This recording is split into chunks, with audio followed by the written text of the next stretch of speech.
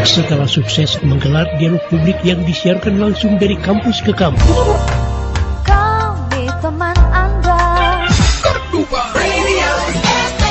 Radio Kardopa kembali di tahun 2025 ini menghadirkan dialog publik membangun generasi cerdas dari kampus ke kampus. Selamat pagi buat teman-teman yang sudah hadir. Senang sekali untuk hari ini kita bertemu lagi tentunya di Dialog Publik Membangun Generasi Cerdas live di Radio Kardopa 99,4 FM dan juga Facebook Kardopa 994 FM atau juga live streaming di www.kardopafm.co.id. Dengan pembicaraan dari DPRD Sumatera Utara, akademisi kampus, mereka berbicara dan berdialog dengan para mahasiswa. Mana juga langkah-langkah yang dapat dilakukan agar budaya-budaya lama yang kotor dalam politik itu bisa berubah ke depan. Memang ada konsep yang mengatakan politik itu mahal gitu. Politik itu butuh modal. Terlebih modalnya ya tidak hanya moral tetapi juga materialnya yang dibutuhkan itu cukup tinggi. Betulkah ada uang di dalam politik? Ya, namanya kos politik. Justru peran mahasiswa nanti ke depan bagaimana meminimalkan yang namanya money politik. Itu penting. Kalau udah terjadi transaksional dengan urusan politik, kenapa nggak kita viralkan aja biar masuk dalam proses pidana?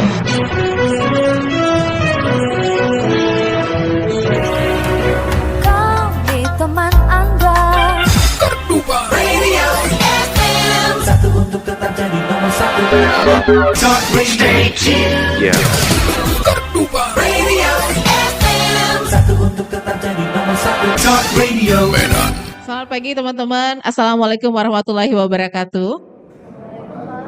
Senang sekali untuk pagi hari ini kita bisa bersama kembali tentunya di program Dialog Publik Membangun Generasi Cerdas. Dan sedikit informasi, ini kita udah hadir yang ketiga kali di sini. Boleh kasih tepuk tangan dulu teman-teman? Nggak kerasa udah 3 kali aja ya. Nah, membangun generasi cerdas, untuk hari ini kita punya tema kontribusi generasi muda cerdas untuk tertibnya pelaksanaan aturan. Narasumber sudah kita hadirkan, moderator juga sudah, acara bakal segera kita mulai. Tapi sebelum kita mulai, alangkah baiknya kita menyanyikan lagu Indonesia Raya dulu bersama-sama. Menyanyikan lagu Indonesia Raya kita mulai. Silakan berdiri dulu teman-teman.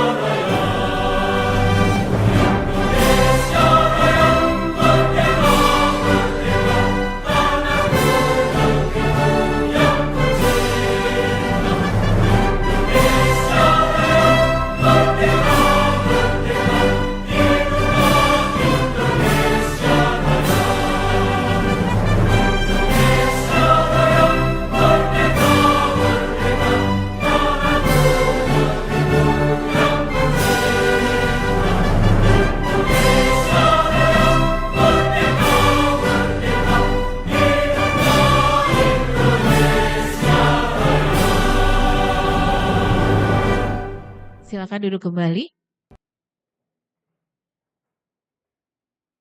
Baik, acara membangun generasi cerdas, sedikit informasi buat teman-teman, untuk narasumber juga. Kalau acara ini sudah berlangsung dari tahun 2022, sampai sekarang kita hadir di tahun 2025, dan ini merupakan ketiga kali kita hadir di Universitas Satya Tera Bhinneka Medan.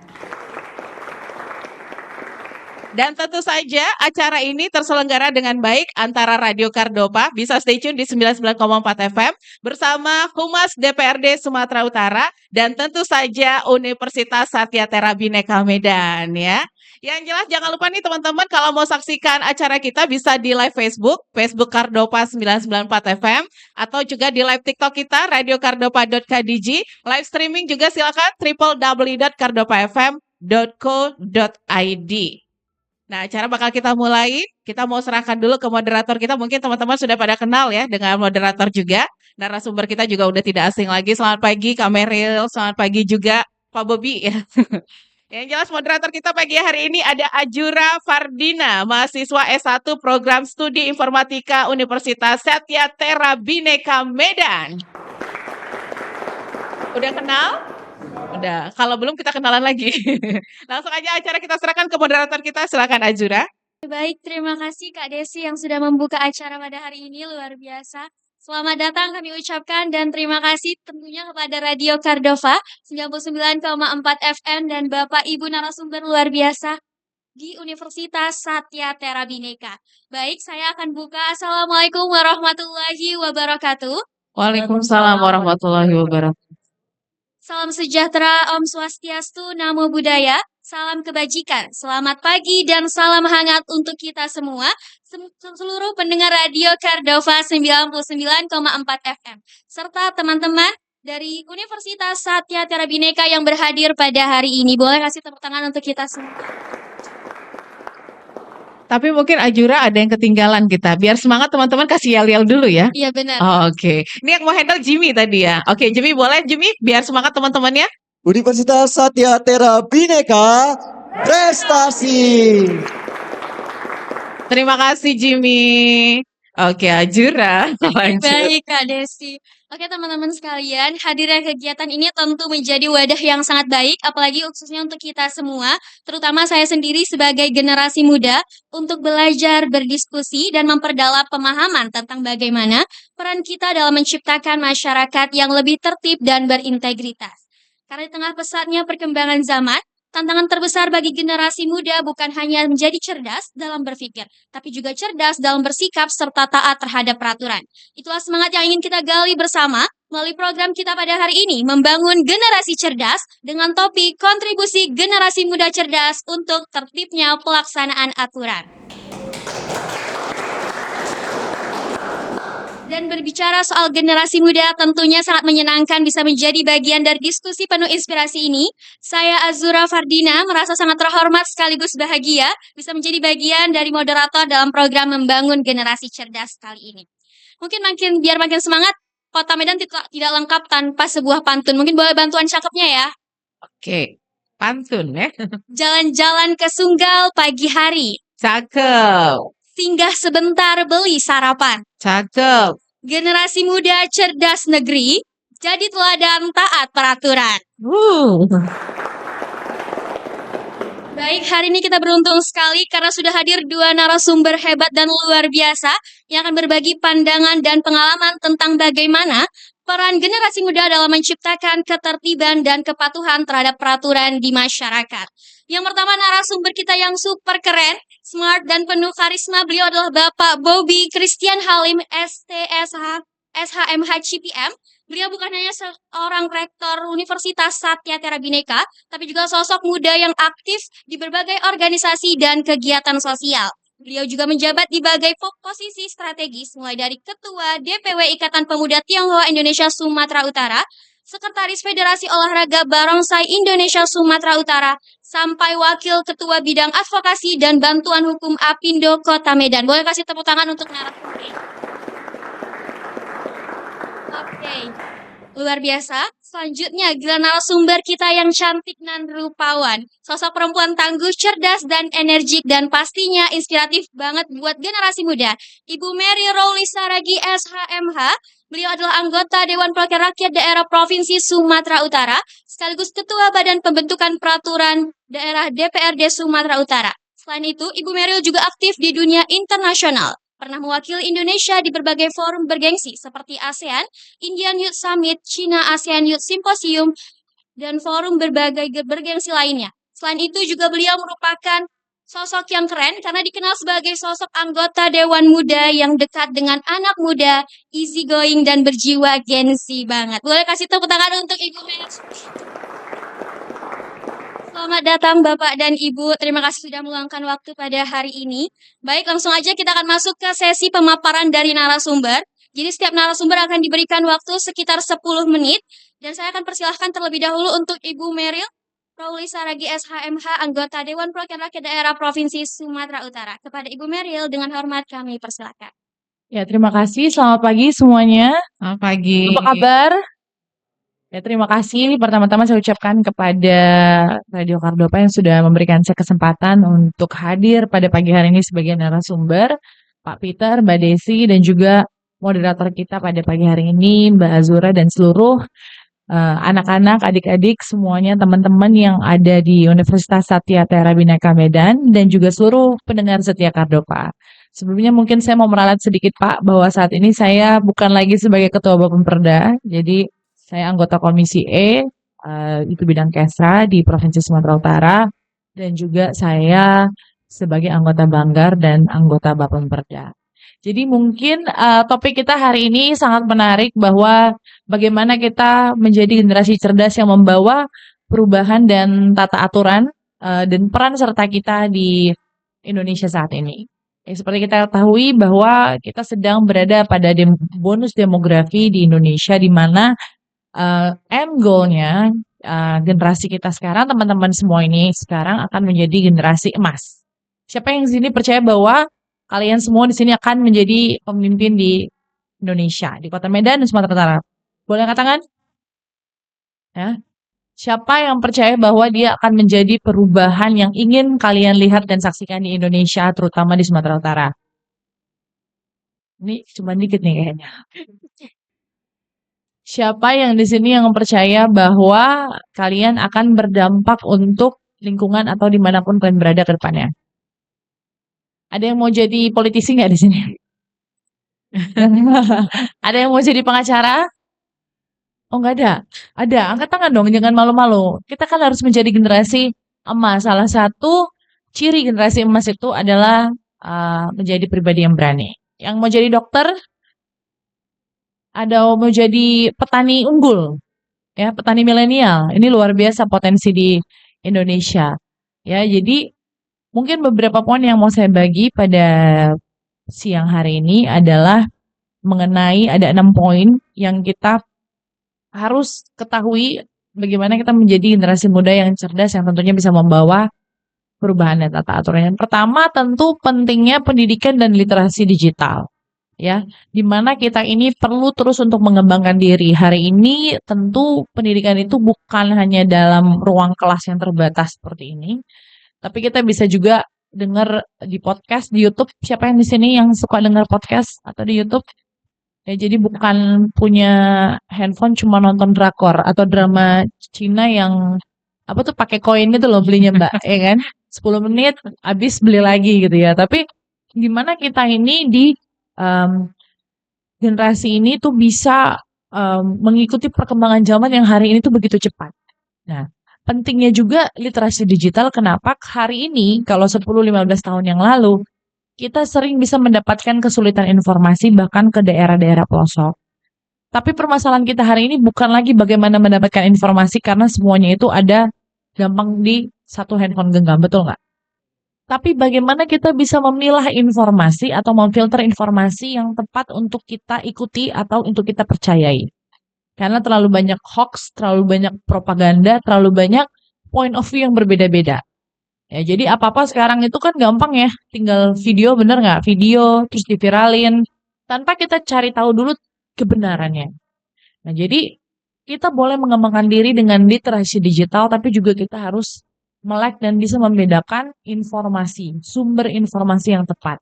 Jangan mau kemakan hoax atau kemakan adu domba atau propaganda.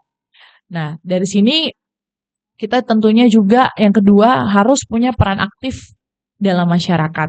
Mendorong terlibat dalam kegiatan sosial dan menjadi agen perubahan di lingkungan sekitar dan menyuarakan suara kalian secara positif. Kenapa kita di kampus, di kuliah ada PKL ya, praktek kerja lapangan. Ada juga namanya magang. Karena dunia kita di sekolah itu tentu sangat berbeda dengan bagaimana dunia kita ada di luar. Ya, bagaimana kita membawa perubahan kalau kita tidak tahu apa yang terjadi di sekitar kita saat ini. Jadi kita harus juga keluar ya, melakukan aksi sosial atau membuat sebuah gerakan-gerakan yang membawa positivisme di sekitar kita. Nah, yang ketiga penting juga kesadaran lingkungan dan keberlanjutan. Ya, tekankan pentingnya menjaga lingkungan dan menerapkan prinsip keberlanjutan dalam kehidupan kita sehari-hari. Ya. In the end of the day, kalau misalnya kita semua pintar, kita semua itu berhasil. Tapi kalau alam kita rusak, itu semua nggak ada gunanya. Alam kita rusak, ya kita lihat banjir. Kemarin ada yang kebanjiran nggak rumahnya? Nggak ada. Berarti ini aman semua di sini, mantap. Jadi itu bisa menghambat akses-akses kita. Ya. Kemudian juga sekarang ini lingkungan itu berdampak dan iklim itu juga berdampak terhadap suplai pangan kita. Kemarin harga cabai juga naik ya, harga kebutuhan pokok itu naik. Apalah gunanya kita cerdas pintar jago AI tapi kita nggak bisa makan karena tidak ada suplai makanan. Banyak orang lupa kita maunya hanya high class ya, misalnya kita jago di bidang ekonomi, kita jago di bidang hukum dan lain sebagainya, tapi nggak ada yang mau menjaga kelestarian lingkungan. Padahal sebenarnya kelestarian lingkungan itu sangat penting bagi kita. Kemudian kepemimpinan dan integritas, ya integritas itu adalah kita melakukan hal yang benar di saat walaupun orang lain tidak melakukan itu. Itu saya rasa karakter yang juga ditekankan di Universitas Satya Tiara Bhinneka ini, ya di mana kita ini dalam leadership, dalam kepemimpinan juga kita memiliki integritas yang kuat. Kemudian jangan lupa juga kita untuk bisa berinovasi dan berkreasi. Ya, inovasi dan kreativitas itu penting. Dan bagaimana kita bisa menyeimbangkan diri dengan keseimbangan hidup kita. Sehingga, ini yang paling penting, poin terakhirnya itu, setelah kita memahami ini, kita memiliki kesadaran akan pentingnya aturan. Kenapa? Karena aturan itu dibuat untuk ketertiban kita bersama. Ya, jadi sebenarnya aturan itu menurut saya dibuat untuk tanda kutip membebaskan kita. Karena kalau nggak ada aturan, kadang kita bingung. Bener nggak? Jadi kalau misalnya kita nggak ada aturan, kita semacam tidak punya batasan-batasan untuk kita, apa yang mau kita lakukan dan apa yang boleh, apa yang tidak bisa kita lakukan. Generasi emas ini, generasi cerdas itu bukan hanya mampu, tapi juga mumpuni. Mumpuni dalam arti dia punya karakter yang bagus juga dengan kita menaati aturan yang ada, karena siogianya aturan itu tentu diciptakan untuk membuat ketertiban di antara kita. Serta kita juga harus berperan aktif dalam penegakan aturan. Jadi generasi cerdas itu bukan hanya taat aturan, tapi juga dia berperan aktif. Yaitu mendorong untuk kita semua itu menjadi contoh yang baik, taat pada aturan, dan turut serta dalam upaya menegakkan aturan, baik di lingkungan kampus kita di sini maupun di masyarakat. Dan semuanya itu saya yakin dimulai dari rumah. Ya, dari rumah. Unit terkecil dalam masyarakat itu adalah di rumah. Ya, kita lihat nih, kadang-kadang kalau orang petakilan di luar itu ternyata di rumahnya mungkin dia juga tidak taat aturan. Nggak mendengarkan apa kata orang tua. Ya, kita nggak usah mikir dulu hal-hal yang luar biasa ya, kenapa dia bandel, pergaulan, apa segala macam. Tapi saya percaya semuanya itu dimulai dari unit terkecil. Jadi tentu orang tua juga punya peran yang sangat sentral dan sangat kuat untuk menciptakan generasi yang cerdas yang juga taat aturan. Dan juga kita jangan lupa untuk menghargai nilai-nilai etika dan moral. Di tengah perkembangan zaman, di tengah perkembangan budaya yang ada, banyak budaya yang masuk ke Indonesia saat ini ya, budaya barat atau sekarang juga lagi terkenal Korea ya, K-pop dan lain sebagainya. Boleh, menurut saya itu boleh. Tapi jangan lupa kita juga punya norma-norma dan aturan-aturan itu yang karena kita orang Indonesia, kita tinggal di Indonesia, maka norma dan aturan Indonesia yang berlaku untuk kita yang ada di sini. Dah, yang terakhir mungkin bagaimana kita berkolaborasi dan gotong royong untuk bisa mendorong dan menciptakan perubahan positif yang ada di sekitar kita. Menciptakan lingkungan yang tertib dan saling mendukung sehingga aturan ini bisa diterapkan dengan efektif. Nah, saya yakin kalau semua adik-adik di sini ini saya yakin adalah adik-adik yang cerdas, karena tadi saya ketika bertanya semuanya yakin kedepannya bisa menjadi pemimpin di Sumatera Utara, bahkan di Indonesia, bahkan kalau bisa mendunia. Jadi kita harapkan ke depannya setelah di sini juga kita membawa dorongan yang positif untuk masyarakat, terutama anak-anak muda yang ada di luar sana. Masih banyak anak-anak muda yang di sana itu yang tidak punya kesempatan yang sama dengan kalian, yang mungkin tidak punya kesempatan untuk menempuh jenjang pendidikan yang lebih tinggi, sehingga banyak yang terjerat ya. Kenapa saya bilang terjerat? Karena ini sebab akibat.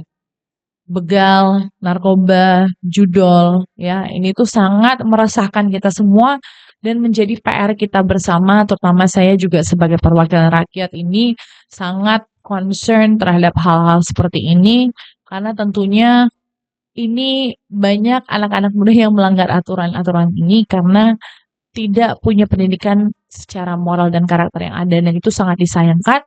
Dan untuk itulah mungkin saya senang juga diundang di podcast Kardopa ini, di mana melalui podcast ini kita bisa menyuarakan hal-hal positivisme sehingga bisa mengajak teman-teman kita, anak-anak muda yang di sana juga menjadi generasi cerdas yang taat aturan. Itu aja sedikit dari saya. Terima kasih. Saya kembalikan ke moderator. Oke, baik. Terima kasih banyak Ibu Meryl atas pemaparannya yang begitu luar biasa.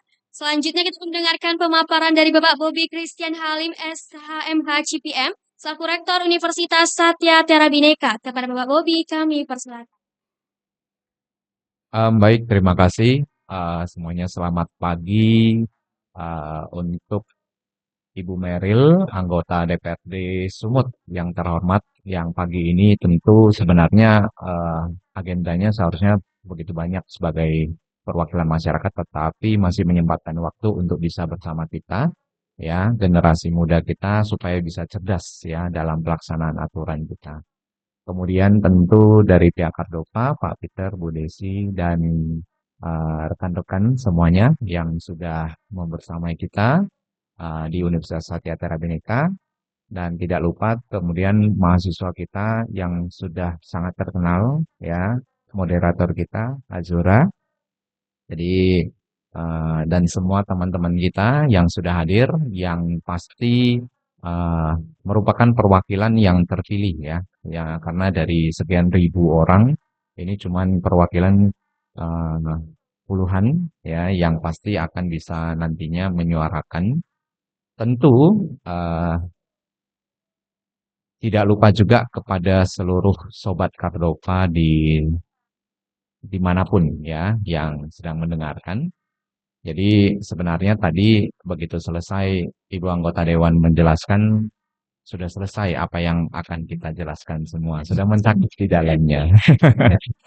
Tapi tentu kita akan melihat dari sisi lain. Kalau tadi dari Ibu Dewan lebih kepada apa yang kemudian menjadi bidang-bidang ya, tadi ada dari alam, kita jangan lupa, dan lain-lain, yang mana tentu saja di Universitas kita Satya Tera Bhinneka itu sudah dilakukan ya, terkait daripada sustainability ya, keberlanjutan, bahkan itu menjadi satu slogan kita yang memang bagian daripada visi misi universitas kita.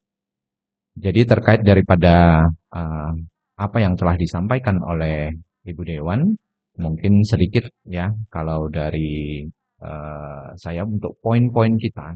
Jadi mungkin lebih kepada bagaimana sebagai generasi muda cerdas yang kita tahu Gen Z ini satu kepribadian yang unik ya, karena berbicara aturan, semakin kita melakukan satu pengekangan, Gen Z ini semakin dia akan mencari tahu.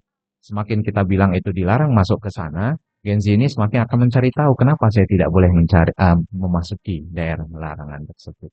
Jadi kita tentu di Universitas Satya Tera Bhinneka kita harus paham ya tentang itu. Banyak karena dosen-dosen kita sendiri semuanya juga bagian daripada dosen yang masih sangat muda. Ya, prestasi-prestasi yang sudah terukir bahkan hanya dalam beberapa tahun, 2-3 tahun ini, tetapi sudah prestasi internasional, itu bagian daripada kontribusi generasi muda yang cerdas. Ya, jadi kita harapkan juga nanti adik-adik mahasiswa semuanya juga bisa seperti itu. Ya, jadi poin pertama tentu kita harus berperan aktif ya, tidak hanya sekedar artinya pada saat ada satu aturan itu ya silakan untuk bisa kemudian melalui satu mekanisme ya bisa memberikan masukan ya solusi, bahkan mungkin kadang itu bisa kemudian oke, untuk aturan ini kita mungkin bisa begini. Jadi diskusi itu diperlukan kalau untuk generasi muda kita ya. Sebagai agen sosialisasi ya artinya kita generasi muda yang sekarang di zamannya digitalisasi ya, di media sosial itu tentu sangat berpengaruh besar. Makanya kenapa di divisi kita ya, komunikasi digital itu semua bahkan aturan kemarin yang terdiri untuk sosialisasi misalnya terkait daripada 3 dosa pendidikan. Itu juga dilakukan secara visualisasi. Bagaimana sosialisasi aturan itu kemudian bukan hanya sekedar dilakukan dalam tertulis yang kemudian dibaca dan kemudian harus dijalankan dan dipatuhi. Oleh tim di Komdigi kita itu dilakukan satu visualisasi ya, bagaimana terkait daripada bullying ya, kemudian mungkin bagian daripada itu ada kekerasan seksual, ada intoleransi yang kalau di Universitas Satya Tera Bhinneka itu merupakan satu poin paling penting ya kalau kita berbicara toleransi ya. Kemudian untuk selanjutnya tentu pada saat kita menjalankan itu kita mengharapkan generasi muda kita ini apalagi mahasiswa-mahasiswa sekarang itu bisa menjadi satu role model ya. Artinya di sini itu semua kita jalankan dengan satu contoh ya. Misalnya kalau yang sudah berjalan ini, ya kalau mahasiswa kita sudah tahu, biasanya mereka kalau ada satu event atau ada satu acara kegiatan kita, mahasiswa itu sudah pasti bawa tumblernya masing-masing benar, ya selalu ya. Nah jadi malahan kita kalau dari kepanitiaan kita menyiapkan itu bukan menyiapkan begitu banyak minuman kemasan. Tetapi kita justru menyiapkan hanya botol-botol galon yang mana nanti mahasiswa itu sendiri akan mengisi di tumbler. Benar ya, itu sudah dilakukan ya. Jadi tentu aturan-aturan seperti ini terkait daripada apa yang tadi dijelaskan oleh Ibu Dewan mengenai sustainability, ya keberlanjutan. Kita tidak ingin hanya sekedar berbicara sayang dengan alam ya dan lain-lain, tetapi yang kita lakukan malah ternyata kebalikan atau bahkan tidak sesuai ya. Jadi kita lakukan dengan menjadi contoh. Karena bukan hanya mahasiswa ya, Bapak Ibu dosen juga seperti itu ya, memberikan contoh mereka dan bahkan bukan hanya di tingkat dosen, sampai dengan kita tingkat rektorat dan tingkat yayasan kita pakai ini tumbler sendiri ya. Jadi ini juga untuk kita sebagai tuan rumah biasanya saya tahu ini pakai satu gelas dan satu tempat air ya, tapi hari ini untung sudah dicopot ya, jadi nggak ada ini nggak ada endorse ya, makanya dicopot ya ini. Makanya dilepas. Makanya dilepas ya, kasihan dia ya. Oke, jadi sebagai pelopor ya, kita sebagai keteladanan, sebagai role model ya, jadi itu tentu sambil sebagai kita contoh itu akan membuat kita kemudian menjalani ini dengan baik aturan-aturan tersebut. Kemudian berkaitan dengan yang tadi bahwa aturan itu tentu dibuat dengan adanya satu dasar. Tidak dia ujuk-ujuk muncul kemudian menjadi satu aturan. Pasti ada hal ya, ada hal dan kemudian baru kemudian dibuatkan aturan. Sehingga kita diminta ya untuk menjadi seorang pemikir atau inisiator. Artinya untuk bagaimana memperbaiki, bagaimana mengevaluasi ya terkait daripada misalnya aturan yang sudah ada. Contohnya melalui organisasi kemahasiswaan kita ya, Satya Council, itu kemudian ada masing-masing prodi ada Himapro ya. Itu bisa kemudian diberikan masukan ya dan kemudian sudah diberikan satu wadah ya untuk bisa memberi masukan evaluasi karena kita di tingkat universitas dan tingkat yayasan itu sudah ada Monet ya untuk monitoring dan kemudian evaluasi ya sehingga nanti setiap tahun akan menjadi satu masukan-masukan yang akan terus dievaluasi. Kemudian berbicara untuk bagaimana sosialisasi tadi melalui media sosial, tentu kita ada melalui pengembangan ini ya, website-website kampus, ya informasi-informasi, berita-berita dan lain-lain terkait daripada teknis itu, bahkan melalui aplikasi yang sudah ada. Ya, jadi generasi muda cerdas kita jangan hanya wah generasi muda kita cerdas, tetapi cara-cara kita ini misalnya masih tradisional. Begitu diminta buka web, kita nggak tahu misalnya. Ya, kalau di sini itu semua kan pengajaran, bahkan sistem pengajaran akademik dan lain-lain itu semua ada aturan bagaimana kemudian tugas-tugas itu melalui sistem. Benar ya? Absensi, presensi, semua melalui sistem. Ya, jadi itu pemanfaatan yang mana seharusnya itu bisa untuk tertibnya nantinya untuk aturan ke depan. Kemudian mungkin yang terakhir tadi kita sebagai individual ya generasi muda cerdas, kita memulai dari diri sendiri itu sudah pasti ya kalau kita mau membuat sebaran atau menyebarkan influence kita, maka kita harus memulai dari diri kita sendiri. Bagaimana kesadaran kita sendiri atas aturan tersebut. Sehingga kita bisa membentuk nantinya atau terbentuk satu kelompok atau kolektif. Ya, bagaimana teman-teman yang kemudian sepemikiran ya satu action dengan kita kemudian bisa secara berkelompok melakukan sosialisasi ya menjadi role model bahkan bisa saling mengingatkan. Sebenarnya ini contoh-contoh sangat mudah ya misalnya dalam ujian ya jangan karena berkelompok tadi Bapak bilang terus kemudian menjadi ini ya sama-sama waktu ujian itu kerjasama contek ya bukan seperti itu ya tapi saling mengingatkan justru untuk tidak melakukan hal seperti itu atau memanfaatkan oh tadi diminta untuk memanfaatkan teknologi terus waktu ujian pakai ChatGPT. Nah, yang senyum-senyum nih kayaknya ada pengalaman ya. Ya, jadi itu harus dijaga ya. Jadi pengembangan teknologi dan lain-lain ini sebagai satu sarana awal saja sebenarnya ya. Jadi kita sangat menginginkan nantinya setelah acara ini ya dengan masukan-masukan dan kemudian satu ide-ide menarik dari diskusi ini kita sebagai generasi muda cerdas ini bisa kemudian sebagai guardian of integrity ya. Kalau dari awal kita berbicara integritas diri ya.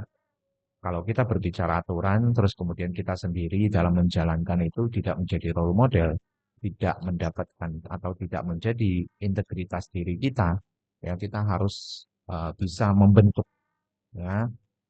Positifnya kita berbicara ya aturan ini tidak semerta-merta itu kalau berbicara aturan hukum itu harus berbicara keadilan dan lain-lain ya karena sebenarnya kalau kita berbicara keadilan ya kalau dalam mata kuliah Pancasila itu ada berbicara keadilan bahwa adil itu sebenarnya dari pihak masing-masing tidak bisa kemudian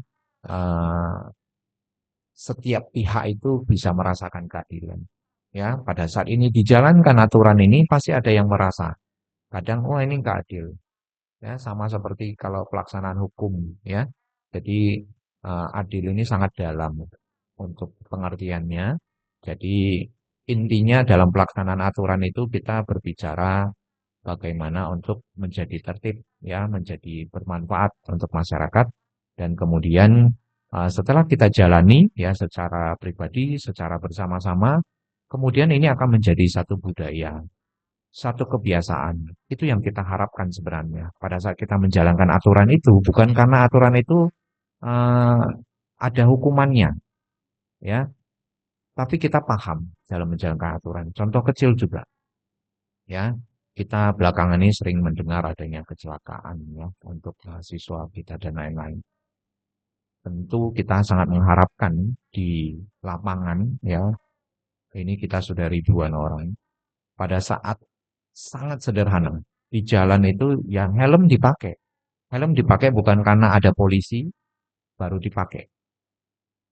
Karena rumah dekat terus kemudian nggak dipakai, enggak. Kalau kita paham, aturan itu dibuat karena apa? Untuk melindungi, ya, untuk keselamatan kita. Sehingga bukan karena ada aturan, ada polisi, kita takut ditilang, takut ditangkap, baru kemudian pakai. Sesederhana itu sebenarnya kalau kita berbicara aturan, ya. Jadi mungkin mengajak ya semua mahasiswa kita, pendengar, sobat Kardopa kita semua, ya, untuk generasi muda cerdas. Dalam menjalankan aturan itu kita memahami dan kemudian itu menjadi kebiasaan dan mudah-mudahan akan mendapatkan manfaat daripada apa yang sudah kita jalankan. Ya, mungkin itu saja dari saya. Terima kasih. Selamat pagi, semangat pagi untuk kita semua. Terima kasih. Boleh kasih tepuk tangan. Oke, sebelum kita masuk ke sesi tanya-tanya, kita bakal ada break dulu. Mungkin aku kembalikan ke Kak Desi. Terima kasih ya Jura. Teman-teman boleh disiapin pertanyaannya untuk kedua narasumber kita, bisa ke Kak Meril atau ke Pak Bobi ya.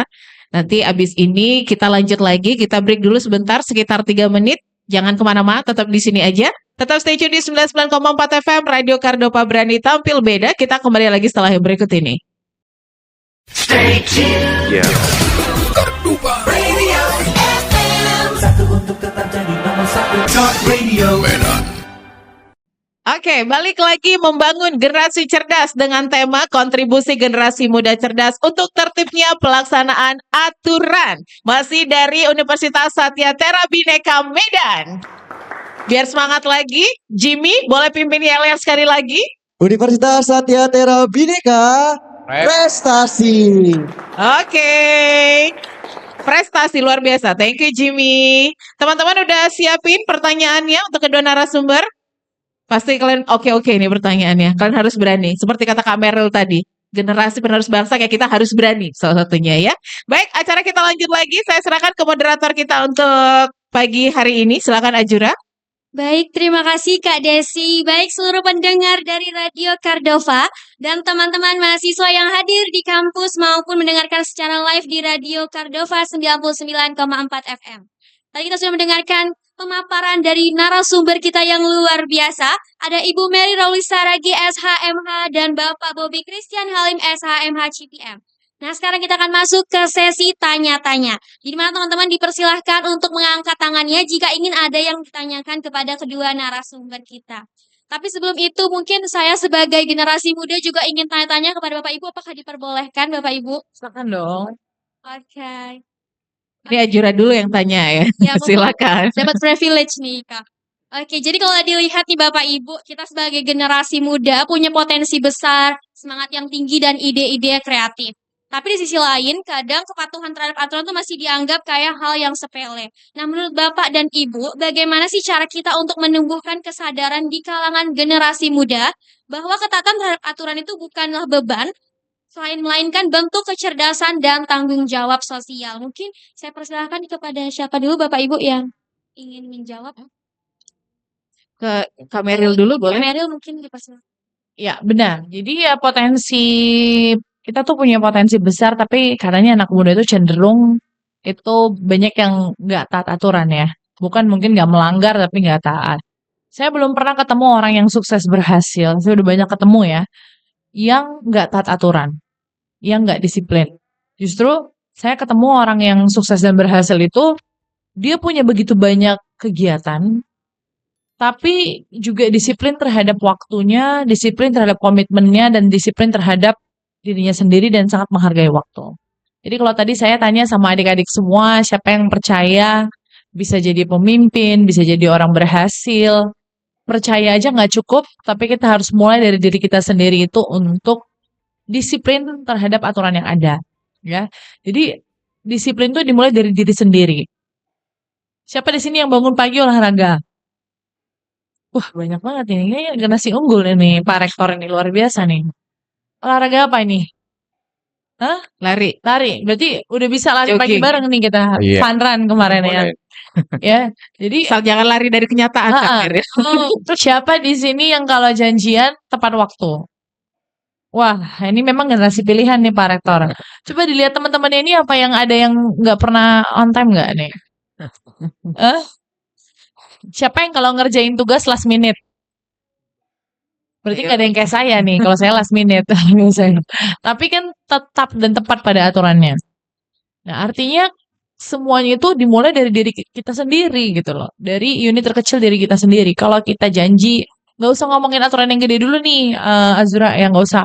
Nggak boleh begini begitu ya. Tapi coba kita refleksikan diri kita sendiri. Jadi kalau menurut saya kepatuhan aturan dan disiplin itu harus dimulai dari diri kita sendiri dalam hal-hal yang paling kecil. Kalau kita janji sama orang tepat waktu, ya kan? Kalau misalnya kita tadi bangun pagi komitmennya olahraga, kita olahraga, ya. Kalau misalnya di sini datang harus pakai alma mater, ya, kita ikutin. Ada aja kan kadang-kadang yang nggak sesuai, gitu kan. Jadi percayalah aturan itu akan membuat kita menjadi pribadi yang lebih baik. Jadi saya merasa kalau memang kita punya mindset ke depannya pengen jadi agen perubahan atau generasi cerdas, kita harus mulai dari diri kita sendiri. Nggak akan ada sesuatu yang besar itu terjadi tanpa kita setia dan taat pada hal-hal yang kecil. Kita akan dipercayakan hal-hal yang besar kalau kita setia pada hal-hal yang kecil. Dan karakter itu yang penting untuk generasi ke depannya. Ya, jadi bukan hanya cerdas, mampu tapi mumpuni. Kenapa? Jadi ini akan sangat berguna untuk kita ke dunia pekerjaan ke depannya. Ini saya sering mendengar bahwa memang pemerintah menjanjikan lapangan pekerjaan untuk berapa yang kita dengar? 19 juta lapangan pekerjaan. Kenyataannya sudah berapa? Ada yang tahu? Jadi 19 juta lapangan pekerjaan ini itu memang nggak gampang. Banyak juga orang yang nanya ke saya, Bu Merl ada pekerjaan nggak gitu ya. Jadi ada yang bisa saya bantu, ada yang nggak bisa saya bantu. Tapi ternyata ini ya Azura, saya juga punya kakak, punya keluarga itu yang juga seorang pengusaha. Kalau masyarakat itu anak-anak muda mungkin sulit mencari pekerjaan. Ternyata pengusaha ini juga sulit mencari pekerja. Karena nggak bisa memenuhi apa yang mereka butuhkan. Terutama secara karakter building. Paham maksud saya ya? Jadi kita pun pengen banget punya orang yang bisa bekerja untuk saya. Tapi setelah diseleksi ternyata sedikit yang memenuhi syarat. Nah, kesalahannya itu di mana itu yang harus kita kerjakan bersama. Yang terutama menurut saya adalah karakter building. Mohon maaf, ternyata menurut survei banyak. Nggak ada di sini ya. Saya yakin di sini nggak ada Pak Rektor. Ini semua generasi dari ribuan yang terpilih ini mungkin 20 orang yang unggul di sini ya. Banyak yang males. Tidak memberikan yang terbaik. Tidak taat aturan. Disuruh datang jam segini, datangnya telat. Ya, saya punya dulu pegawai kerja sama saya harus jam 9 tapi datangnya jam 9.15. Males-malesan. Kenapa? Mereka malas bekerja. Menurut saya juga ini mungkin yang perlu kita benahi bersama. Kadang-kadang adanya pinjol, ojol, bansos itu membuat orang maunya kebanyakan ya. Ada banyak yang nggak mau kerja, maunya dapat bantuan aja. Itu yang membuat secara psikologis itu banyak anak-anak muda yang malas. Kenapa? Nggak usah kerja, tanda kutip jadi orang susah aja supaya nanti bisa terima bantuan sosial. Tiap ada yang banjir, tiap ada yang kemalangan, di situ terus mereka mengharapkan dan memang bantuan itu akan terus ada. Karena ini seperti siklus politik yang terjadi. Karena saya orang politik, boleh ngobrol politik sedikit ya. Gitu. Makanya kadang-kadang kalau bantuan sosial langsung itu ada boleh yang memang perlu bagi mereka yang rentan. Ya, tapi buat yang anak-anak muda atau misalnya orang tua yang masih punya kemampuan bekerja, ayo kita bekerja gitu. Kita kan ingin membangun generasi yang cerdas. Ya, kadang malas jadinya ngapain? Main slot. Judi online ini kenyataan Bapak Ibu adik-adik semua. Mereka berharap dapat duit cepat jadinya main judi. Main judi nggak mampu bayar. Nggak mampu bayar itulah maling, begal semuanya terjadi. Ini adalah tugas kita bersama.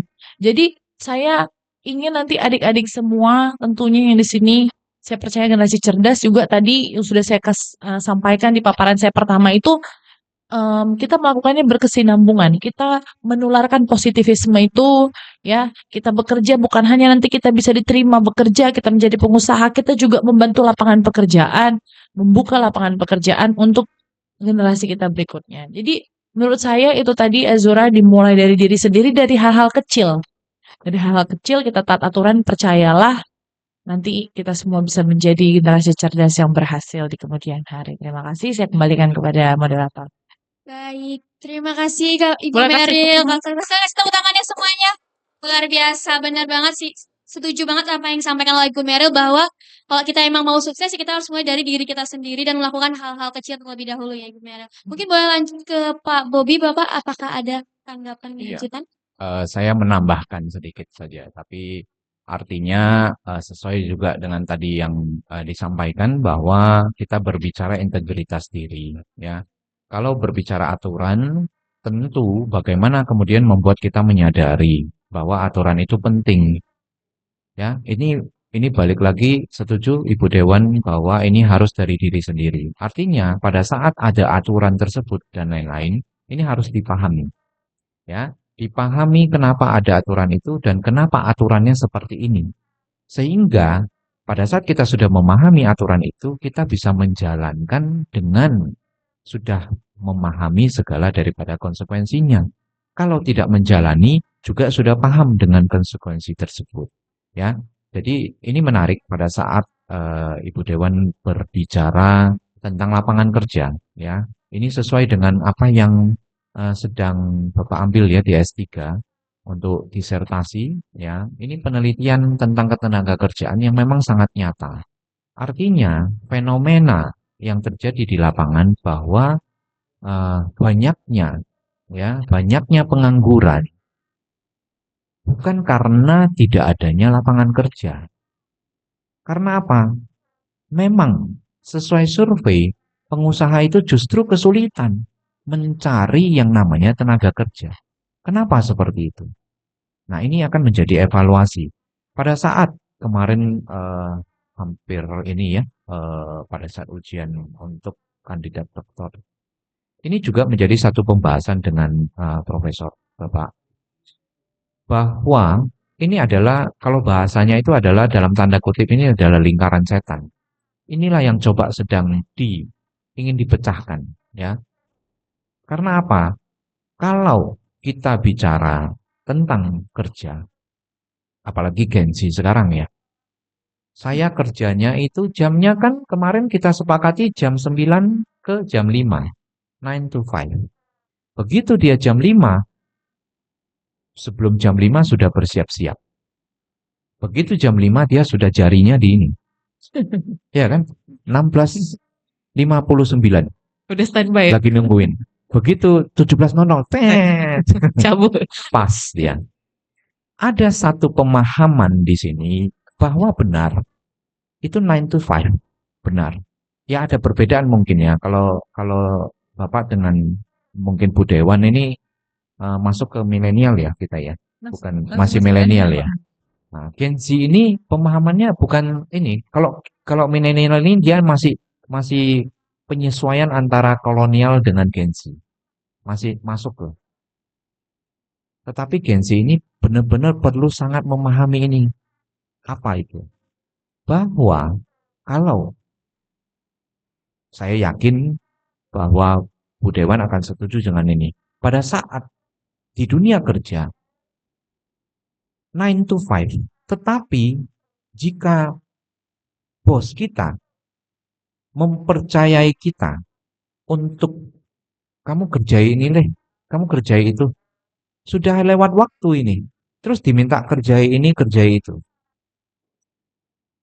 Mungkin kalau untuk generasi yang sekarang itu akan berpikir, wah ini udah lewat waktu ini, langsung dia keluarin kalkulatornya, hitung-hitungan sesuai undang-undang ketenagakerjaan. Wah ini kan semua karena lebih pintar. Kita susah payah nih SHMH kan, sama lagi sama-sama S3 juga. Ibu Dewan juga sedang S3. Sedang bersama-sama S3. Jadi ini pasti langsung nih, ya. Artinya kita berbicara ini, ya langsung kepikirannya cek dulu di internet. Pelanggaran pasal berapa Undang-Undang Ketenagakerjaan. Wah, kita harus vokal apa? Kita harus ini, kritis katanya. Bukan seperti itu. Kalau kita pribadi saya sendiri justru menganggap itu adalah satu kesempatan. Kenapa? Kita belajar lebih banyak. Kadang, wah saya ini kan cuman administratif, tapi kok disuruh urusin marketing. Terus saya disuruh urusin apa lagi? Akunting. Saya disuruh urusin apa? Yang lain-lain. Terus kita ngomel. Saya ini jabatannya apa tuh? Jabatannya ini. Kalau kita melihat itu sebagai satu kesempatan, baru kita bisa jadi orang besar. Tidak semua diberikan kesempatan. Ini belajar loh. Kalau kalian melihat, yang bisa menjadi pemimpin di atas, tentu dia menguasai banyak bidang. Tidak hanya satu bidang khusus, tetapi tentu di dalamnya itu ada bidang-bidang spesifik. Yang artinya apa? Pada saat kita diberikan kesempatan untuk belajar, kita bukan melihat itu kemudian, wah ini jadi tambahan kerja. Ah, udah nggak betul ini bosnya. Bukan. Kalau kita semakin banyak dikasih kerjaan, dikasih kepercayaan, kita tertampung semua. Kalau kita masih sanggup. Toh kita misalnya masih muda gitu, mau sampai jam 8, jam 9, ayo. Kenapa? Kita belajar. Kita kalau masih muda ini bukan hanya sekedar angka, bukan hanya berbicara sekedar uang. Uang sangat penting, tapi ilmu, bagaimana kemudian pembelajaran itu yang tidak bisa kita dapatkan. Ya, jadi di perusahaan ini didapat ini, bidang ini, dikasih kerjaan. Positifnya adalah kita bisa belajar lebih banyak daripada orang lain. Pada saat nanti perusahaan membutuhkan seorang leader, seorang pemimpin, seorang manajer atau supervisor, siapa yang akan ditunjuk? Orang yang hanya bisa itu saja dan dia pulang jam 5, atau orang yang bisa banyak bidang dan kemudian dia lewat waktu pun tidak hitung-hitungan. Sehingga apa? Lebih cepat karirnya dan lain-lain. Ya. Jadi ini salah satu contoh ya. Tadi kebetulan diungkit, ini menjadi satu menarik ya penelitian yang kalau Bapak mau memutus ini lingkaran setan yang tadi. Bahwa lingkaran setannya apa? Kalau saya kerja dengan hanya berupa upah yang minimum, ya udah saya kerja seapa adanya saja. Sampai waktu saya pulang. Terus begitu lewat waktu saya hitung-hitungan. Sedangkan bagi pengusaha, ini menjadi satu poin. Lah, kalau kamu kerjanya hitung-hitungan, kerjanya cuma seperti itu, nggak kamu mau tunjukkan loyalitas dan integritas kamu, ya sudah, bayarnya apa? Gajinya yang minimal. Ini lingkaran setan, paham? Di satu sisi pekerja itu, saya dikasih upah yang seperti itu, ya udah saya kerjakan apa adanya. Di sisi lain pengusaha melihat, wah kerjanya begitu, hitung-hitungan. Ya udahlah, kasih dia upah yang ini aja gitu. Benar ya, ini yang terjadi sehingga ya seperti tadi ya, menyambung daripada apa yang dari moderator ya, Pak Jura, kita kembali lagi kepada integritas diri kita. Pada saat kita masih muda, pada saat kita masih bisa banyak belajar, kita jangan menjadi sok pintar, kita buang ya. Itu ilmu dari internet, ChatGPT dan lain-lain itu hanya sekedar untuk tambahan ya. Kalau semua orang bisa dari ChatGPT itu semua orang sudah SH, nggak perlu lagi ada SH. Semua orang udah pintar, tapi itu kan hanya bagian kecil. Ini padahal kalau aturan itu bagian daripada aturan yang terkait dari aturan ini dan aturan ini dan aturan itu. Ya, jadi mungkin itu tambahan ya dari pertanyaannya bagaimana kemudian kita meningkatkan kesadaran kita, ya tentu kita harus memahami aturan itu dulu. Kita pelajari apa konsekuensinya, kenapa harus menjalankan ini, dan kalau tidak dijalankan sebenarnya apa konsekuensi ini. Sehingga ya kita jalankan seperti tadi, menjadi satu kebudayaan, menjadi satu kebiasaan untuk kita. Jadi kita jalankan bukan karena terpaksa, tetapi karena kita paham bahwa aturan itu memang pantas untuk dijalani. Ya, begitu, Ajura. Terima kasih. Baik, boleh kasih Terima tepuk tangannya kasih. teman-teman semuanya untuk narasumber kita luar biasa. Oke, sekarang kita akan buka sesi tanya jawab kepada seluruh peserta yang ingin bertanya. Dipersilahkan untuk mengangkat tangannya. Dan Kita tampung dua dulu. Iya, kita tampung Silakan dua dulu. tunjuk tangan. Silakan perkenalkan nama dan program studinya. Mungkin ini Kakak Yang depan dulu boleh. yang depan. Silakan berdiri. Ya, Boleh. silakan berdiri. Nyangkut ya.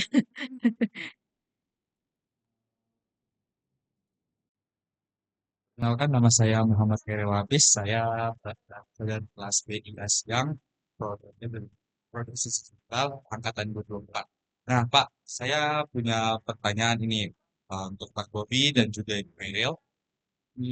Berdasarkan data yang saya dapatkan tadi dari BKKBN, nah, di tahun 2045 ada 70% penduduk Indonesia yang di usia produktif, yang di antaranya usia 16 sampai 60 tahun. Yang artinya generasi yang akan mendominasi Indonesia di masa itu adalah kami.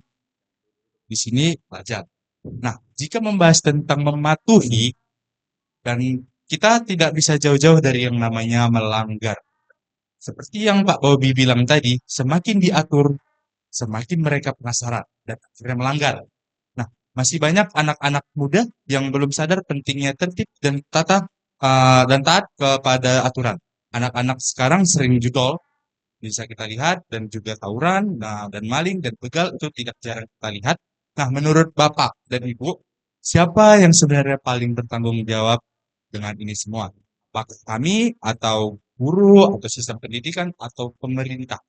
Dan langkah apa yang perlu dilakukan supaya generasi kami bisa diperbaiki dan benar-benar siap untuk menjadi generasi emas pada tahun 2045. Oke, baik. Terima Terima kasih, kasih. Kak. Mungkin Kita tampung lagi yang Kita di tampung belakang, dulu. Gip. Oke, terima kasih untuk Kak Zura. Terima kasih untuk Bapak dan Ibu atas materi yang sangat menginspirasi untuk generasi muda. Pentingnya kesadaran yang bisa dimulai dari hal kecil terlebih dahulu untuk keikutsertaan berperan aktif dalam menaati aturan. Nah, di sini perkenalkan saya Fani Agustina, Prodi Agribisnis Fakultas Pertanian dan Kehutanan. Izin Bapak Ibu mau bertanya, apakah ada implementasi generasi muda dari negara lain yang berkontribusi terhadap pelaksanaan aturan dan bisa menjadi contoh untuk generasi muda di Indonesia kita ini? Baik. Terima Oke, kasih. terima kasih. Kita tampung dua dulu ya, Jura. Mungkin dipersilahkan kepada Bapak Ibu yang ingin menjawab pertanyaan dari pertanyaan pertama. Boleh. Nanti kita gantian satu-satu jawabnya ya. Iya. Jadi tadi dari siapa? Hairil ya. Hairil pernah PKM bersama ya, Bapak ya. Kita di lapas waktu itu, di ini juga ya. Eh, sekolah untuk membagikan kacamata gratis ya. Ini saya kenal. Jadi memang aktif untuk belajar ya. Jadi tadi berbicara generasi emas, berbicara sudah sampai 2045, artinya ini visioner ya, sangat baik sekali dengan data-data yang ada ya. Kemudian tadi pertanyaannya berbicara apa yang bisa dilakukan ya, generasi emas karena semakin dikekang, semakin pengen cari tahu gitu ya.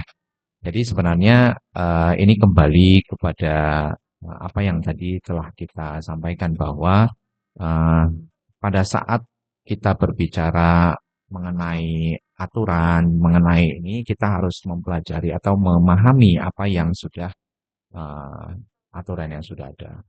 Karena apa? Pada saat nantinya kita sudah di dalam usia produktif, ini kan kita pembelajaran, ya. Kita pembelajaran itu tentu tadi sudah dimulai dari diri kita sendiri, ya. Kemudian tadi ada pertanyaan siapa yang paling bertanggung jawab? Ya, kalau kita berbicara siapa yang bertanggung jawab, ini justru adalah bagian daripada semua stakeholder, ya. Bahkan diri sendiri kita sebenarnya lah yang paling bertanggung jawab atas diri kita. Karena apa? Ya kita mulai dari entitas paling kecil itu ya diri kita, kemudian dari keluarga, baru kemudian secara eksternal ada ya di sekolah ada guru-guru ya, di kampus ada dosen dan lain-lain. Tetapi kembali lagi bahwa jika diri kita sendiri memahami ya terkait daripada apa yang sudah terjadi, ini kan sebenarnya contoh ya. Pada saat ada sesuatu hal, itu sebenarnya bukan hal-hal baru. Ya, kalau kita fokusnya adalah mencari siapa yang bertanggung jawab, maka ya tentu semua pihak ya, termasuk nantinya di negara kita, ya, termasuklah eh, anggota dewan yang membuat aturan, ya, perda dan lain-lain itu bagian daripada stakeholder. Tetapi apakah mereka bertanggung jawab? Enggak. Ini semua, kita semua bersama-sama bertanggung jawab. Kita nggak usah jauh-jauh, ya.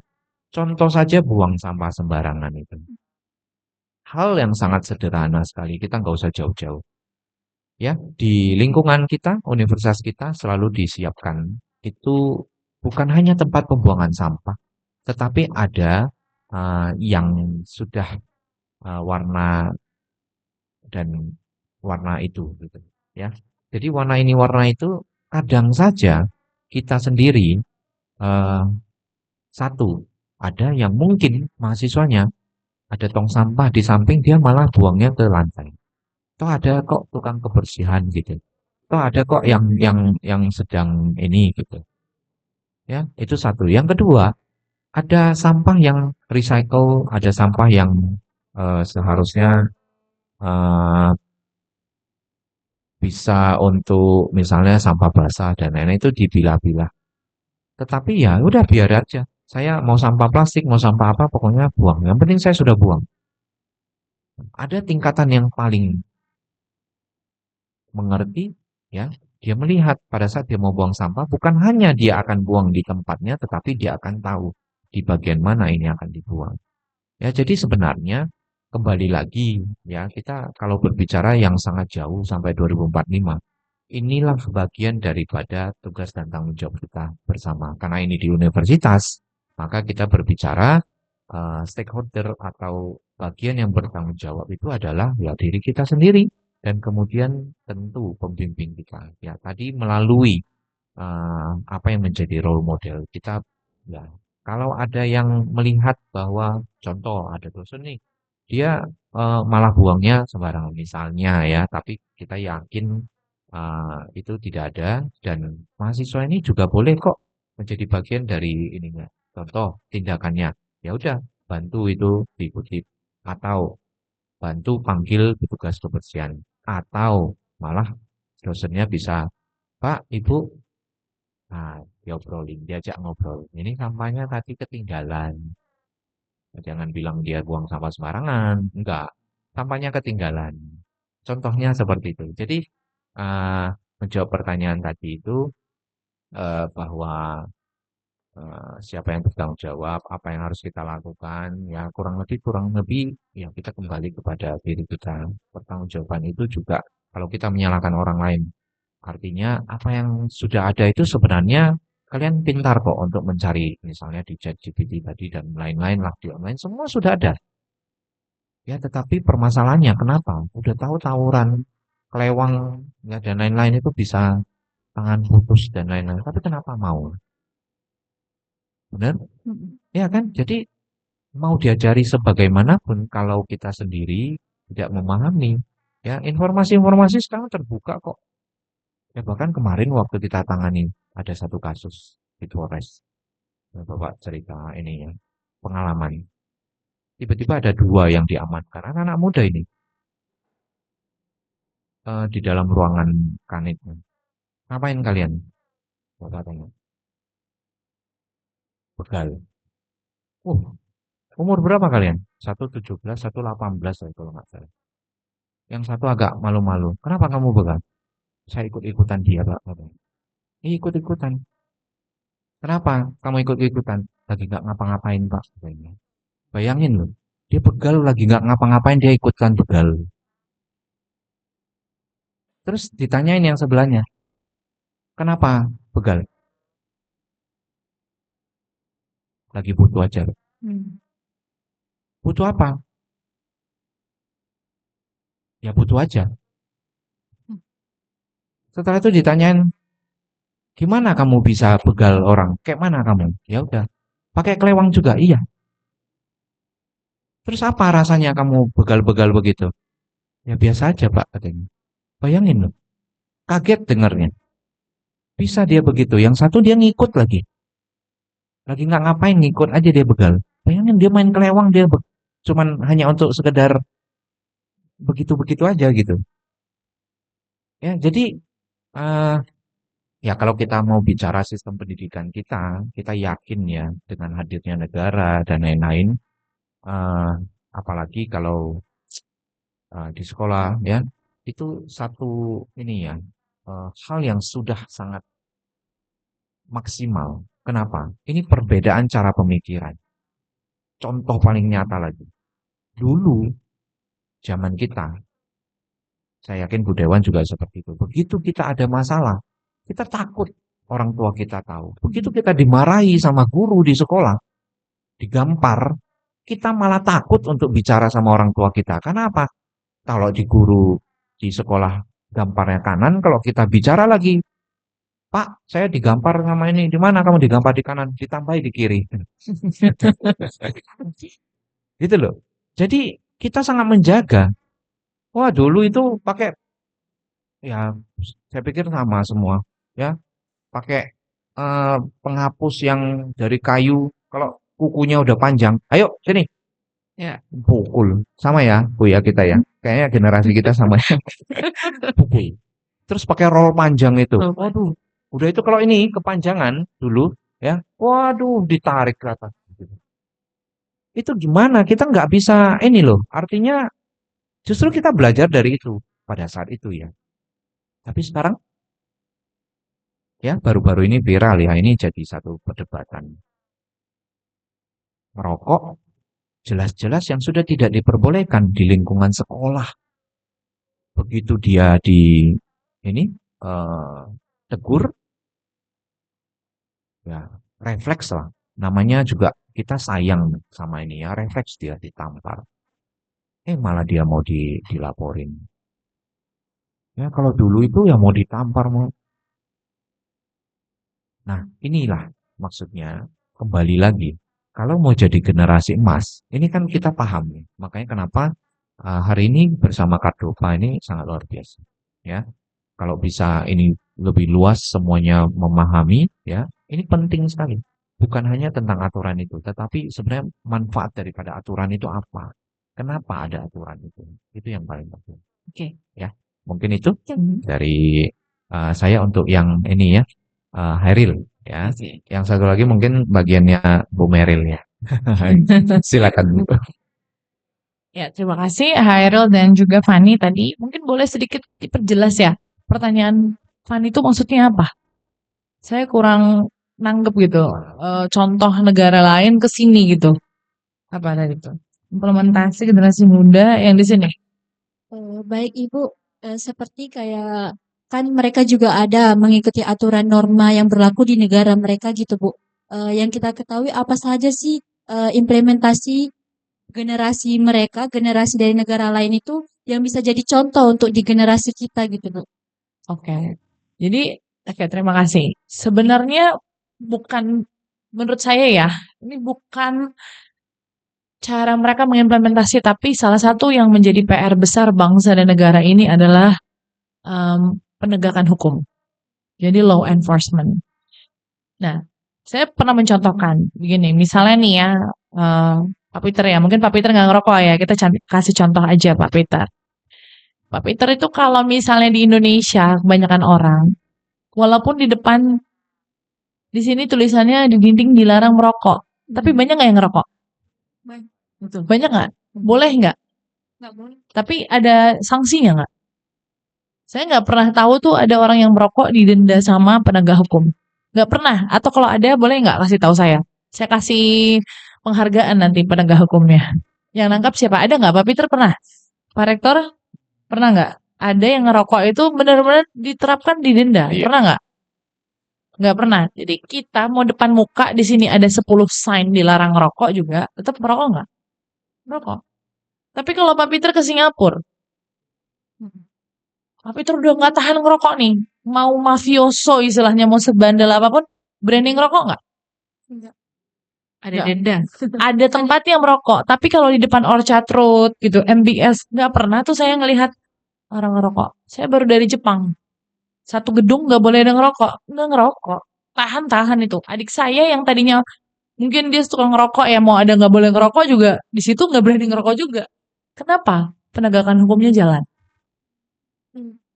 Kenapa di luar sana generasinya itu bisa begitu? Karena penegak hukumnya itu berjalan, penegakan hukumnya. Didenda ya didenda. Kalau kita ngerokok di Singapura, di Orchard Road, kita denda dapat, saya nggak tahu sekarang berapa, tapi mungkin ratusan dolar.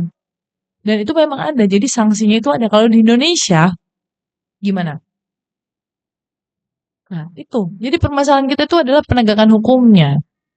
Nah, jadi sebenarnya yang perlu mendengar ini bukan cuma kita, tapi penegak hukumnya berani atau enggak, gitu ya. Nah, tapi mungkin sedikit kembali lagi, mungkin saya nggak begitu panjang, tapi apa sih asal mulanya ini generasi ini supaya bisa taat aturan? Bahkan nanti kalau ke depannya di sini saya yakin akan menjadi penegak hukum. Siapa di sini yang tahu berapa rata-rata IQ anak di Indonesia? Berapa? Kalau IQ tinggi itu biasanya di 100, bener nggak? Iya. Tapi IQ rendah itu berapa? Ini berdasarkan data yang saya baru cek itu tahun 2022 tercatat rata-rata IQ anak Indonesia itu 78,49. Rendah atau tinggi? Rendah. Rendah atau rendah sekali? Rendah. Rendah sekali. Nah, kenapa? Ternyata ini diketahui karena kurang gizi salah satunya. Makanya mungkin pemerintah pusat itu fokusnya ke MBG, makan bergizi gratis. Stunting. Itu kenapa? Supaya generasi ke depannya itu kita nggak bobrok lagi. Maksudnya nggak lebih baik lah, bukan bobrok. Sekarang nggak bobrok ya. Nah, yang mau saya sampaikan apa? Siapa yang bertanggung jawab? Tadi mungkin disampaikan. Satu, pasti semua multi stakeholder. Saya setuju dengan Pak Rektor. Tapi pemerintah, makanya mungkin diberikan itu tadi. Makan bergizi gratis itu cara-caranya mungkin banyak plus minusnya. Tapi itu saya rasa itu penting. Bergizi. Kenapa? Kalau enggak, mau kita katakan pun nggak boleh begini. Aturannya begitu. Mohon maaf. Otaknya nggak sampai. Nggak usah begitu. Saya baru-baru ini saya punya tim. Udah berulang kali mengerjakan reses kegiatan saya. Saya sudah sampaikan. Yang ini saya akan sanksi.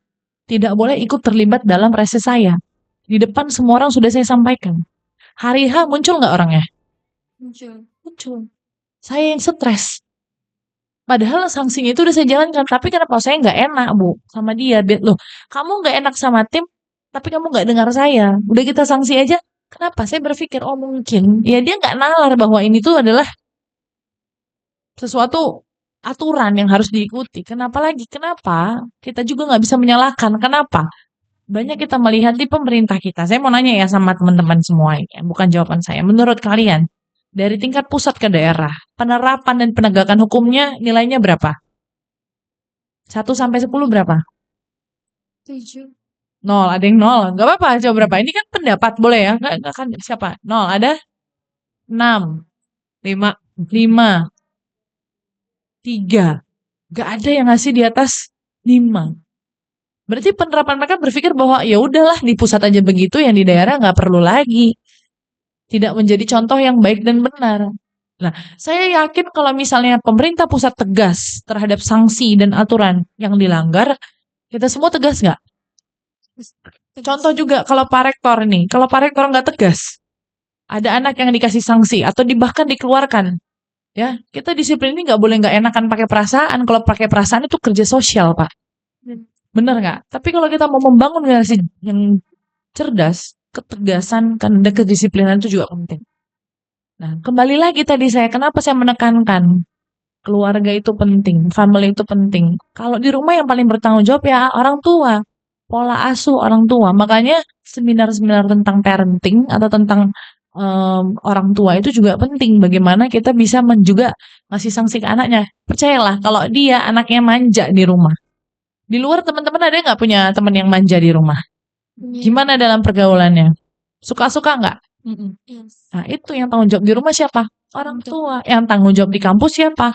Dosen, guru, rektor. Itu yang tanggung jawab. Saya juga bertanggung jawab membuat aturan. Tadi disampaikan oleh Pak Bobi. Membuat peraturan daerah. Tapi yang bertanggung jawab untuk penegakan hukum dan aturan itu siapa? APH kita siapa?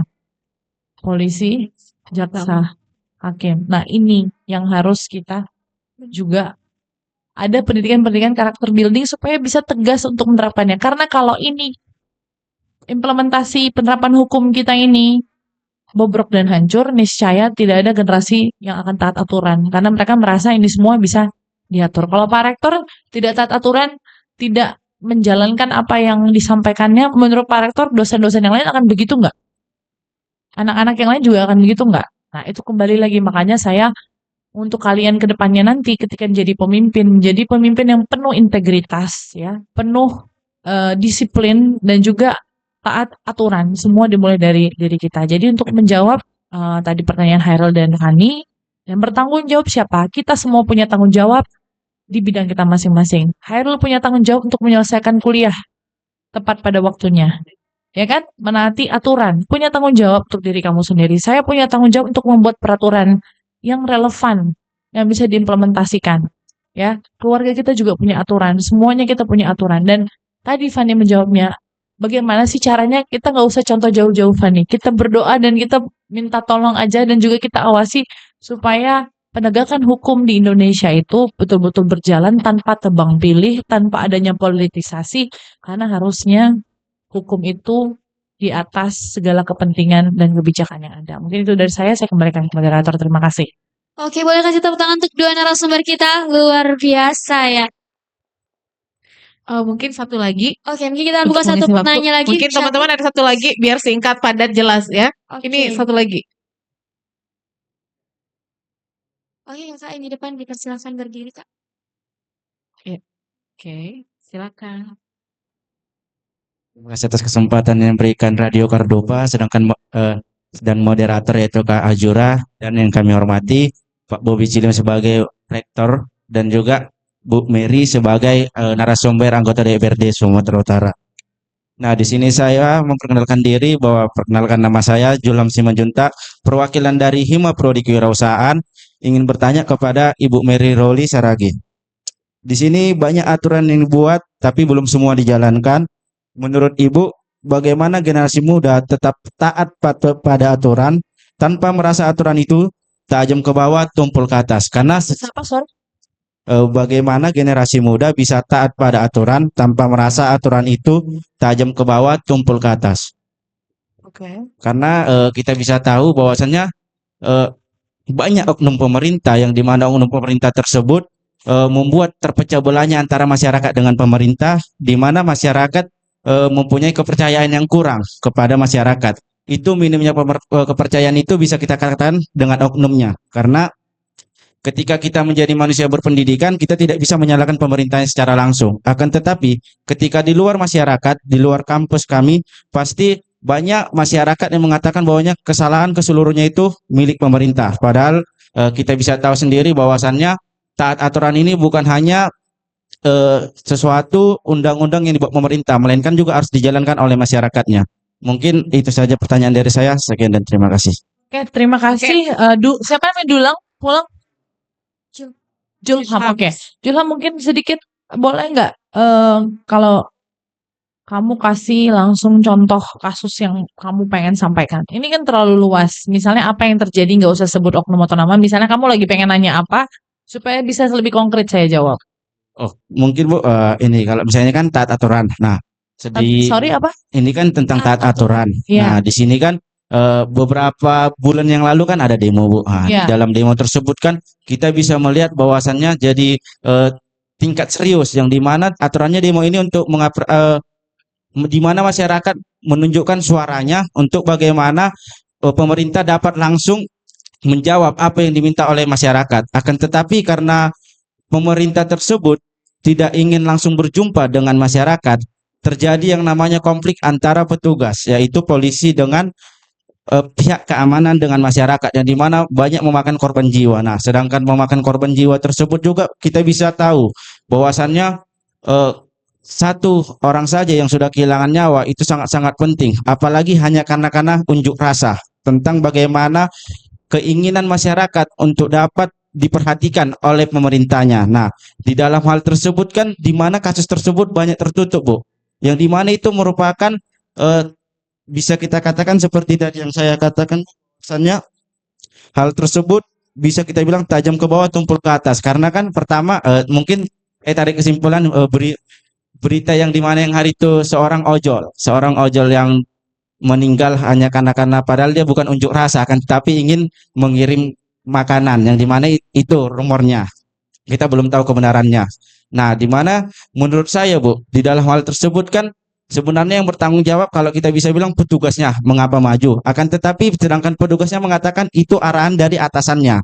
Yang dimana malah petugas tersebut yang diturunkan jabatannya atau malah dilepas dari jabatannya. Padahal itu perintah dari atasannya.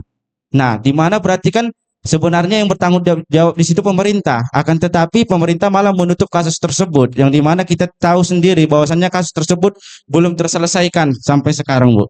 Terima kasih. Oke, ya terima kasih. Zulham, tepuk tangan dulu. Luar biasa. Saya coba jawab secara keseluruhan karena saya bukan penegak hukum, jadi nggak bisa membahas pasal per pasal dan apakah benar atau tidak ya. Tapi yang mau saya sampaikan yang pertama, menurut Zulham konflik itu bagus atau tidak? Kalau ada konflik itu bagus atau enggak? Menurut saya konflik itu bagus apabila ditangani dengan baik.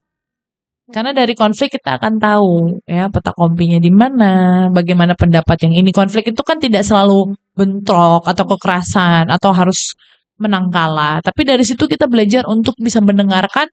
Dan ini yang paling penting tadi Zulham yang mau saya sampaikan adalah mengenai ini yang sangat jarang dilakukan. Karena kebanyakan kita ini sekarang lebih banyak reaktif. Jadi ada berita, sebarin. Ada berita, kirim. Karena yang tadi saya sampaikan di awal, kesulitan kita saat ini bukan lagi mengenai mendapatkan informasi, tapi bagaimana cek fakta. Jadi yang harus kita lakukan pertama verifikasi. Jadi yang kamu sampaikan tadi, apakah ya rakyatnya maunya ini, maunya itu kan dari pandangan Zulham, boleh. Mungkin karena kita satu pendapat, tapi secara objektif saya selalu banyak dapat aduan dari masyarakat yang menyalahkan pemerintah. Bukan berarti saya tidak membela masyarakat, tapi saya selalu cek verifikasi fakta. Apa yang terjadi di lapangan? Apakah memang ini keinginan rakyat atau segelintir rakyat yang ditunggangi? Kita perlu cari tahu juga, verifikasi. Ya kan? Setelah kita verifikasi, tadi Zulham sampaikan mengenai ojol. Bagaimana ini ada yang mengenai kebijakan. Kita juga kalau mengikuti perkembangan berita kemarin mengenai Tom Lembong juga kan, katanya karena kebijakan, tapi kenapa yang ini bebas, yang ini enggak? Kenapa yang ini bisa atau yang ini enggak? Nah, setelah adanya keputusan itu, yang pertama harus sangat penting itu adalah verifikasi. Bagaimana kita bisa tahu itu adalah yang pertama verifikasi fakta, cek lapangan juga. Saya kebetulan waktu demo tanggal saya awal September atau Oktober ya, awal September itu saya turun di depan. Kalau kita ada lihat lumayan viral di TikTok. Saya mungkin spill sedikit ya buat adik-adik. Saya itu lagi di luar kota, lagi tugas.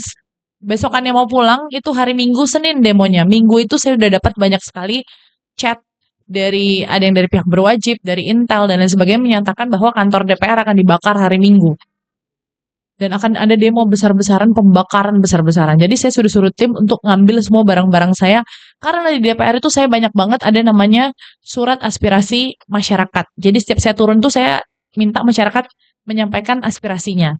Jadi kalau itu hilang kan saya nggak ada bukti aspirasi masyarakat. Dan banyak penghargaan piagam udah diambil.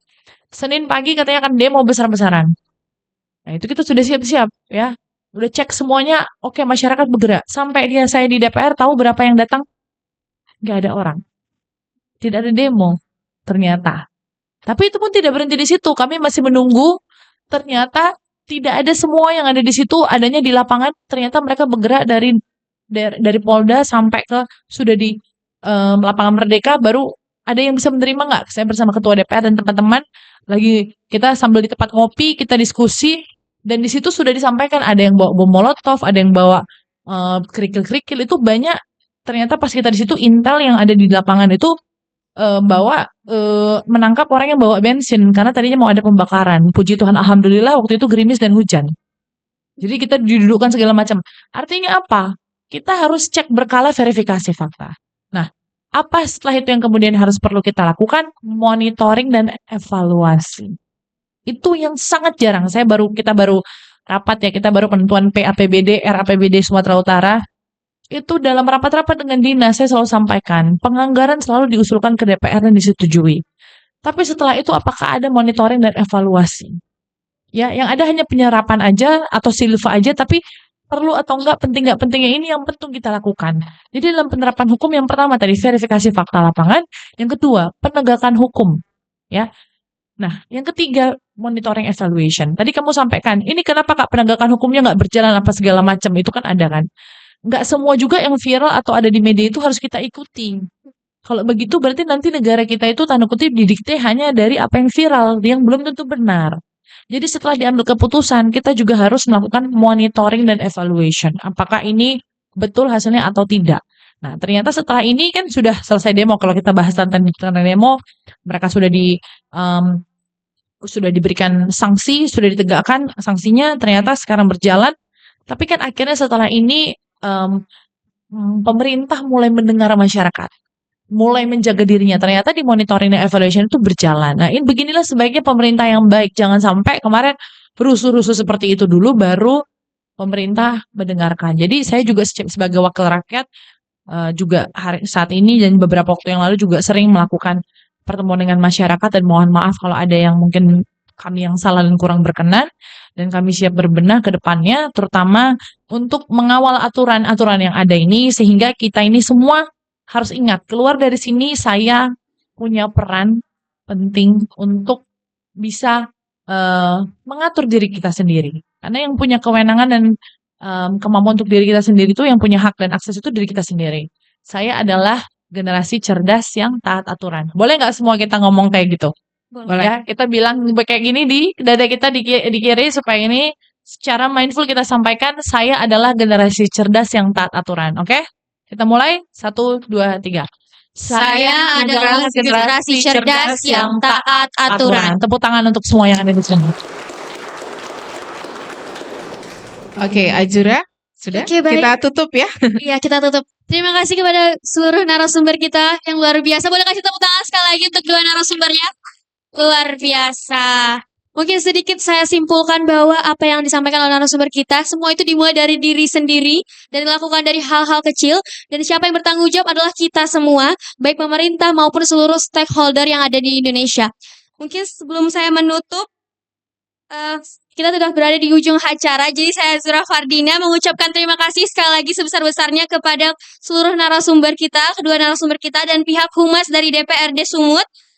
Selain itu juga Radio Cardova 99,4 FM, Universitas Satya Tera Bhinneka, dan seluruh peserta yang ikut hadir pada hari ini. Terima kasih, dan selanjutnya akan saya kembalikan kepada Kak Desi. Terima kasih. Terima kasih Azura. Terima kasih buat narasumber kita Kak Meril, Pak Bobi. Terima kasih, materinya sangat luar biasa sekali. Gimana teman-teman, sudah terjawab pertanyaan kalian? Sudah puas? Oke. Kalau belum puas, Kak Meril, kita tinggal di sini. Enggak dong ya. Yang jelas acara sudah mau kita tutup nih. Terima kasih sekali lagi buat teman-teman yang sudah hadir di acara kita membangun generasi cerdas dengan topik kita hari ini, kontribusi generasi muda cerdas untuk tertibnya pelaksanaan aturan. Dan yang jelas acara ini tentunya terselenggara atas kerjasama antara Radio Cardova 99,4 FM, Humas DPRD Sumatera Utara, dan Universitas Satya Tera Bhinneka Medan. Acara akan kita tutup. Selamat pagi, tetap semangat, jadilah generasi cerdas yang berani dan juga bertanggung jawab ya. Selamat pagi, tetap semangat, dan sampai jumpa. Kita kembali ke studio, silakan.